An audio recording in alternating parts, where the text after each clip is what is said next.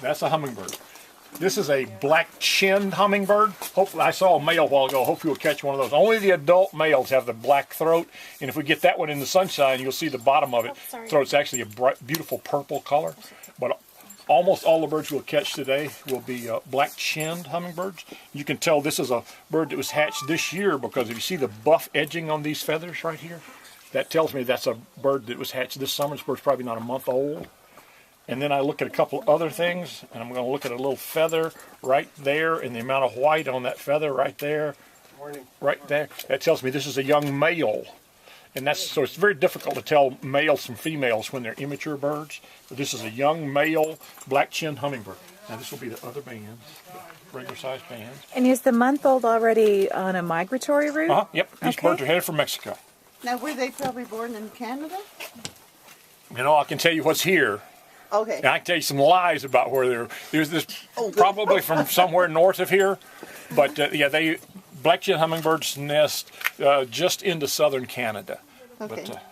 Because we're having a discussion of whether these birds were originally Canadian or.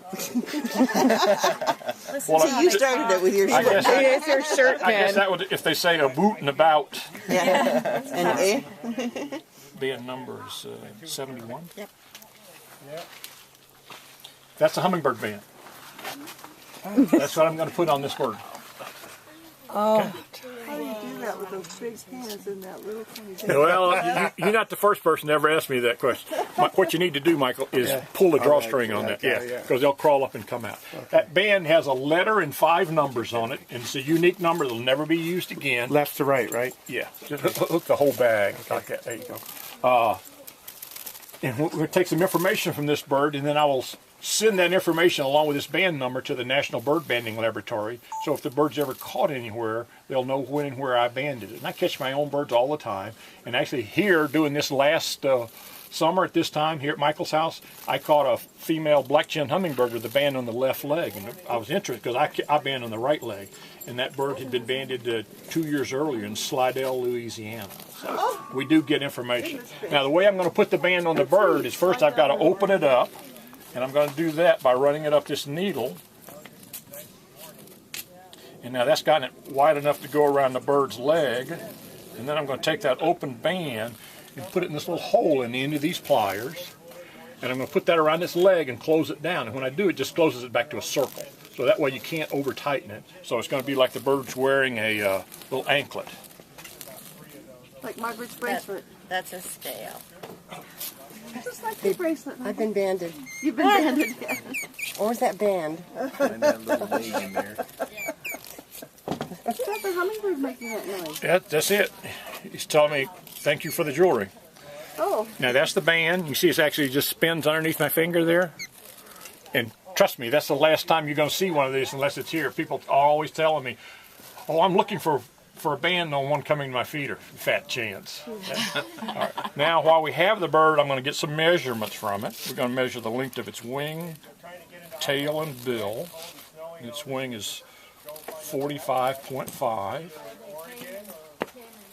Its tail is 26. Yeah, I saw outbound Rufus at my cabin. Beautiful, gorgeous male on July the 2nd. He got a drink and was headed south. Its bill is 17.8. We're going to weigh him. He weighs 3.1 grams.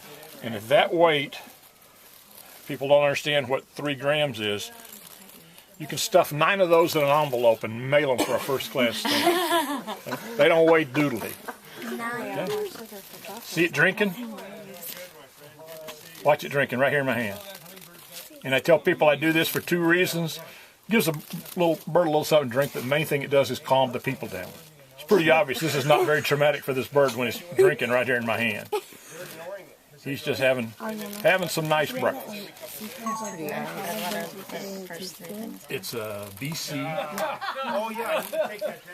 H male. And thank you, because I will get to talking and won't necessarily give you all. All right, we're going to do this a few at a time. I want you to hold your hand out just like that. I'm going to touch this bird with your finger. Let's see what a hummingbird's heartbeat feels like. How you like that?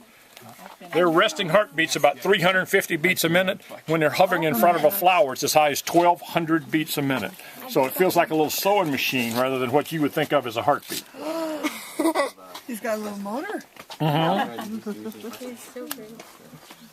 It didn't really feel like a heartbeat. All right. It felt more like vibrating. Can I have the keys to the car? All right, now what I want you to do is don't move.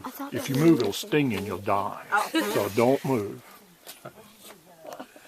This is a trained hummingbird. His name is Ralph, and he sits in people's hands. How you like that? That's awesome.